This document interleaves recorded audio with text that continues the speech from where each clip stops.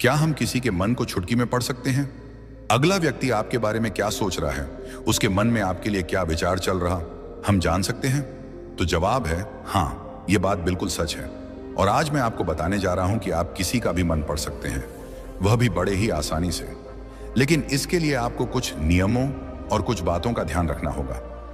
किसी के मन की बात को पढ़ने की स्वतंत्रता हर किसी में होती है, बशर्ते आप इसे सही तरीके से सीखें और अभ्यास करें। आज हम इस कला को आचार्य चाणक्य की नीतियों और बुद्धिमत्ता के आधार पर समझेंगे। एक बार चाणक्य अपनी कुटिया के बाहर बने छोटे से बगीचे में गए और एक गुलाब का फूल तोड़कर लाए। उन्होंने चंद्रगुप्त से कहा, इस फूल को देखो, क्या यह सुंदर नहीं है? चंद्रगुप्त ने हामी भरी, लेकिन उसका मन कहीं और था। चाणक्य ने फिर पूछा, क्या तुम्हें गुलाब की खुशबू पसंद है? चंद्रगुप्त ने जल्दी से जवाब दिया, हाँ आचार्य, बहुत अच्छी है। चाणक्य ने हल्के से हंसते हुए कहा, युवक, तुमने फूल को सूंघा ही नहीं, फिर खुशबू कैसे पसंद आई? चंद्रगुप्त सकपका गया। चाणक्य ने आगे कहा, तुम्हारा मन यहां नहीं है, तुम मगध के सिंहासन के बारे में सोच रहे हो। तुम धनानंद को हराना चाहते हो, लेकिन डरते हो कि कहीं तुम्हारी योजना असफल ना हो जाए। चंद्रगुप्त की आंखें आश्चर्य से फैल गईं। उसने सोचा, यह कैसे संभव है? मैंने तो कुछ कहा ही नहीं। चाणक्य ने चंद्रगुप्त को बैठने का इशारा किया और बोले, मन को पढ़ना कोई जादू नहीं है चंद्रगुप्त, यह एक कला है जो अभ्यास और शांति से आती है। मैंने तुम्हारी आंखों में वह आग देखी जो एक योद्धा की होती है। तुम्हारे चेहरे की रेखाएं मुझे बता रही थीं कि तुम किसी बड़े लक्ष्य के लिए बेचैन हो। तुम्हारी उंगलियां बार बार एक दूसरे से टकरा रही थीं, जो तुम्हारे डर और संकोच को दर्शाता है। और जब मैंने तुमसे फूल के बारे में पूछा, तुमने जल्दबाजी में जवाब दिया, क्योंकि तुम्हारा मन कहीं और था। चंद्रगुप्त ने पूछा, आचार्य, आपने यह सब कैसे जाना? क्या यह कोई तंत्र मंत्र है? चाणक्य हंसे और बोले, नहीं, यह तंत्र मंत्र नहीं, बल्कि मन की शांति और दूसरों के हाव भाव को समझने की कला है। मैंने अपने मन को इतना शांत कर लिया है कि मैं दूसरों के मन की हलचल को सुन सकता हूं। चाणक्य ने चंद्रगुप्त को अपने साथ एक प्रयोग करने को कहा। उन्होंने उसे एक शांत कोने में बैठने को कहा और बोले, दिन में 2 घंटे तुम चुप रहो, न बोलो न सोचो, बस अपनी सांसों को देखो। जब तुम्हारा मन शांत होगा, तुम दूसरों के मन को पढ़ पाओगे। चंद्रगुप्त ने कई महीनों तक यह अभ्यास किया। धीरे धीरे वह लोगों के हाव भाव, उनकी आंखों की चमक और उनके शब्दों के पीछे छिपे इरादों को समझने लगा। तब चाणक्य ने कहा, अब मैं तुम्हें पहले एक कहानी सुनाता हूं। तुम इस कहानी को ध्यान से सुनो, फिर इस कहानी के खत्म होते ही मैं तुम्हें मन की बात पढ़ने के 7 तरीके बताऊंगा। कई साल पहले हिमाचल की हरी भरी वादियों में सरयू नदी के किनारे एक छोटा सा गांव था। वहां 2 भाई बहन रहते थे। बड़ा भाई रमेश, जो देख नहीं सकता था, और छोटी बहन अनीता, जो गांव में एक छोटा सा बगीचा संभालती थी। अनीता का बगीचा खूबसूरत था, लेकिन जंगली जानवर अक्सर उसकी फसलें बर्बाद कर देते थे। अनीता को इससे बहुत परेशानी होती थी। एक दिन उसने सोचा कि क्यों ना अपने अंधे भाई रमेश की मदद ली जाए, जो अपनी तीक्ष्ण सुनने की क्षमता से जानवरों की मौजूदगी को भांप सकता था।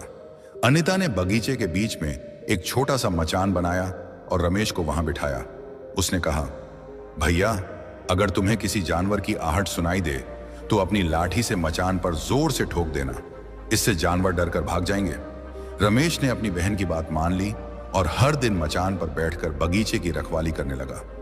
जब भी उसे कोई आहट सुनाई देती, वह लाठी ठोकता और जानवर भाग जाते। इस तरह बगीचा सुरक्षित रहने लगा।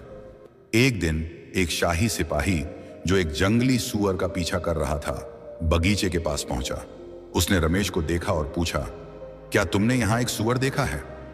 रमेश ने जवाब दिया, मैं अंधा हूं, मैं कैसे देख सकता हूं, पर मैं इतना बता सकता हूं कि जो जानवर यहां से गुजरा वह तुम्हारे पीछा करने लायक नहीं है।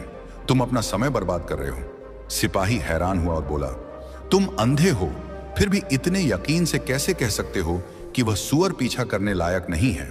रमेश ने शांति से समझाया, मैंने उस जानवर के कदमों की आहट सुनी।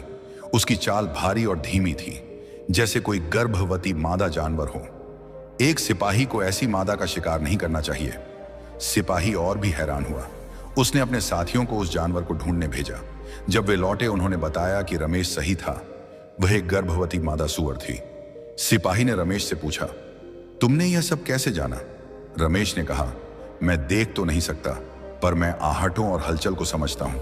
उस जानवर की भारी चाल और धीमी गति से मुझे पता चला कि वह गर्भवती है। सिपाही रमेश की बुद्धि से प्रभावित होकर उससे एक और सवाल पूछता है, तुम इतने समझदार हो, क्या तुम बता सकते हो कि मेरी पत्नी मेरे प्रति वफादार है या नहीं? रमेश ने जवाब दिया, ऐसा सवाल तुम्हारे मन में क्यों उठा? पर ठीक है, मैं जवाब दूंगा। इसके लिए मुझे तुम्हारी पत्नी से अकेले में मिलना होगा। सिपाही पहले तो गुस्सा हुआ, लेकिन फिर मान गया और अपनी पत्नी रानी सावित्री को रमेश के साथ एक कमरे में भेज दिया। कमरे में रमेश ने सावित्री से कहा, मुझे तुम्हें छूना होगा। यह सुनते ही सावित्री गुस्से में आ गई और रमेश को मारने लगी। रमेश ने किसी तरह अपनी जान बचाई और सिपाही के पास लौटा। उसने कहा, तुम्हारी पत्नी वफादार नहीं है। सिपाही गुस्से में तलवार निकालकर सावित्री के पास गया और पूछा, सच बताओ, क्या तुम वफादार हो? सावित्री ने कहा, मैं वफादार नहीं हूं। सिपाही हैरान हुआ और रमेश से पूछा, तुमने यह कैसे जाना? रमेश ने समझाया, मैंने कहा कि मैं उसे छूना चाहता हूं। वह इतने गुस्से में आ गई कि मुझे मारने लगी। एक वफादार पत्नी किसी अनजान पुरुष को छूने से मना करती, पर उसने मुझे मारा और इस दौरान मेरा पूरा शरीर छुआ। ऐसी औरत वफादार कैसे हो सकती है? सिपाही ने फिर पूछा, एक और सवाल, क्या मैं अपने पिता का बेटा हूं या किसी और का? रमेश ने कहा, तुम इस राज्य के सिपाही हो, इस सवाल का क्या मतलब? पर ठीक है, मैं जवाब दूंगा, लेकिन तुम्हें वादा करना होगा कि तुम गुस्सा नहीं करोगे। सिपाही ने वादा किया और रमेश ने कहा, तुम अपने पिता के बेटे हो, पर तुम पर एक कंजूस जमींदार की छाया भी है। सिपाही खुश हुआ और अपनी मां से पूछने गया। मां ने कहा, तुम अपने पिता के बेटे हो, पर जब मैं नहा रही थी तब एक कंजूस जमींदार की छाया मुझ पर पटाड़ी थी। सिपाही रमेश के पास लौटा और पूछा, तुमने यह कैसे जाना? रमेश ने कहा, तुमने मुझे एक भी इनाम नहीं दिया, जबकि कोई और सिपाही होता तो अब तक कई पुरस्कार दे देता। इससे मैंने अनुमान लगाया कि तुम कंजूस हो। सिपाही हंस पड़ा और बोला, जो मांगोगे दूंगा, पर बताओ तुम इतने सटीक जवाब कैसे दे लेते हो? रमेश ने कहा, मैं देख नहीं सकता, पर मैं लोगों के मन को उनकी हरकतों, व्यवहार और शारीरिक हाव भाव से पढ़ सकता हूं। फिर चाणक्य ने कहा, अब मैं तुम्हें 7 तरीके बताऊंगा जिनसे तुम भी दूसरों के विचार समझ सकते हो। बेरिन, उसकी आंखों में देखो और हाव भाव को समझो। आंखें मन का आईना होती हैं। जब आप किसी की आंखों में गहराई से देखते हैं तो उनके चेहरे की सूक्ष्म हलचलें, जैसे भौहों का हल्का सा उठना, होंठों की तनिक सी मुस्कान या नजरों का इधर उधर जाना, उनके मन की कहानी बयान करती हैं। उदाहरण के लिए, अगर कोई व्यक्ति आपसे नजरें चुराता है तो शायद वह कुछ छिपाने की कोशिश कर रहा है। वहीं आत्मविश्वास से भरी नजरें दृढ़ता का संकेत देती हैं। हाव भाव भी उतने ही महत्वपूर्ण हैं। व्यक्ति के बैठने का तरीका, हाथों की गति या चेहरे की रेखाएं उनकी भावनाओं को उजागर करती हैं। इस कला को सीखने के लिए आपको एक जासूस की तरह चौकस बनना होगा। कल्पना करें कि आप एक बाज की तरह हैं, जिसकी नजर हर छोटी सी हलचल पर टिकी है। रोजमर्रा की जिंदगी में जब आप किसी से मिलें, चाहे वह बाजार में कोई दुकानदार हो या कार्यालय में सहकर्मी, उनके चेहरे को ध्यान से देखें। क्या उनकी मुस्कान सच्ची है या सिर्फ औपचारिक? क्या उनकी आंखों में उत्साह है या उदासी? शुरू में यह मुश्किल लग सकता है, लेकिन धीरे धीरे आप छोटी छोटी बातों को पकड़ना सीख जाएंगे। रोज 5 मिनट तक किसी एक व्यक्ति के हाव भाव का अवलोकन करें। उनकी आंखों, चेहरे और शरीर की मुद्रा पर ध्यान दें। एक डायरी में नोट करें कि आपको क्या संकेत मिले। समय के साथ आप बिना शब्दों के ही लोगों के मन को पढ़ना शुरू कर देंगे। यह अभ्यास आपको एक कुशल मनोवाचक बनाएगा जो दूसरों की भावनाओं को तुरंत भांप लेता है। 2. उसे बोलने का मौका दो। वह जितना बोलेगा उतना समझना आसान होगा। लोगों के मन को समझने का सबसे सरल तरीका है उन्हें खुलकर बोलने देना।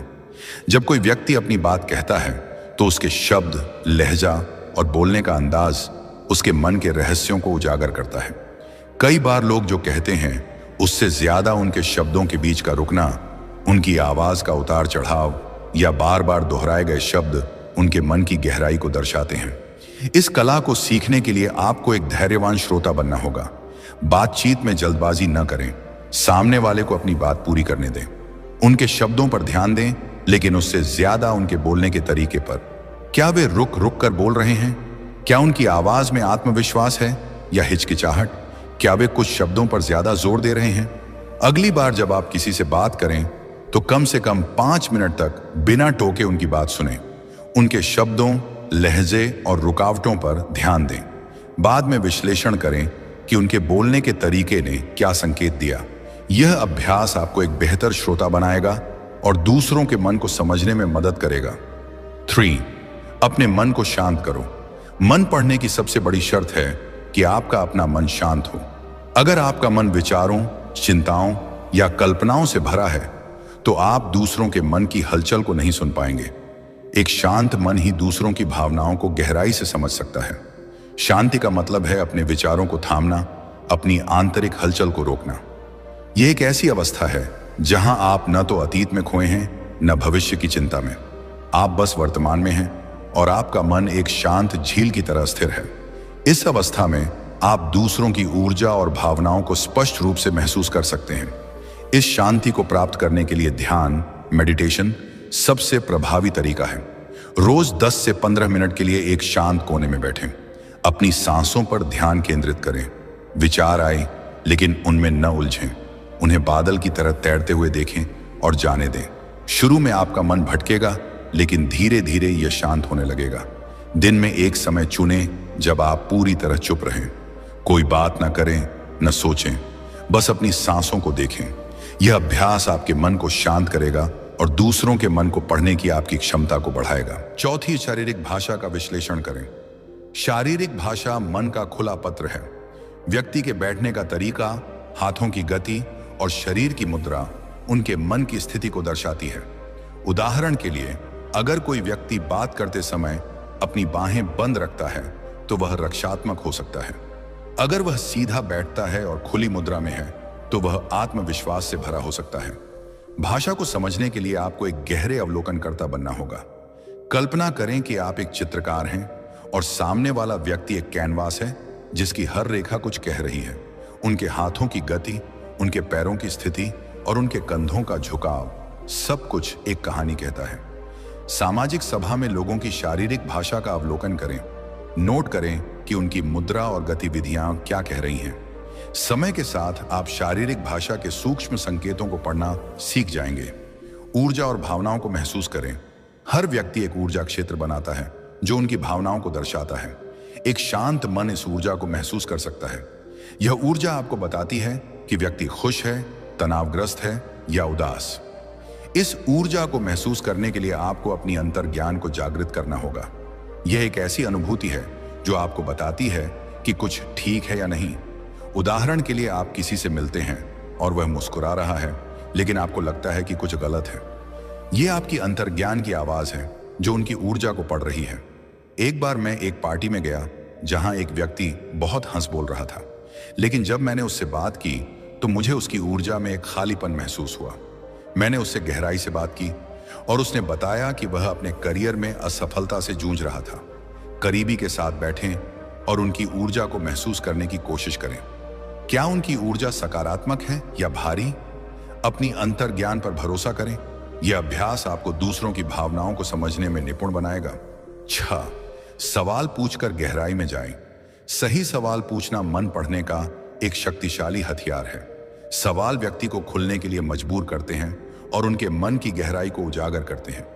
पूछते समय खुले और गैर निर्णयात्मक सवाल चुनें, जैसे आप इस बारे में क्या सोचते हैं या यह आपको कैसा लगता है। उनके जवाबों में छिपे संकेतों पर ध्यान दें। अगर कोई सवाल का जवाब टालता है तो शायद वह कुछ छिपा रहा है।